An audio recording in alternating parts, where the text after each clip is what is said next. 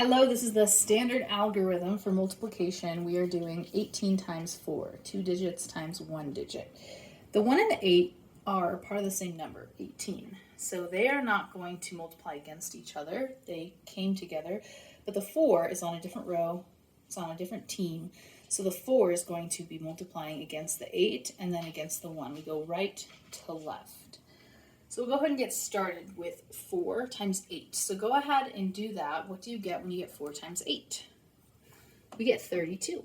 Now I want you to think about where's that 3 going to go and where's the 2 going to go, because they cannot both fit right there. The 30, that 3 is in the tens place, so it's going to carry over to the tens place. And the 2 is in the ones place, it's going to go down here. 32. It's still in the same order. 3, 2, 3, 2. You are finished with the 8. So now we're just going to hop on over to the 1. So we'll do 4 times 1, but remember, you need to add this in after. So 4 times 1 is 4 plus 3, and that goes down here, and that is it. So just to recap, we did 4 times 8, and we carried, and then we did 4 times 1, and this is our answer for 18 times 4.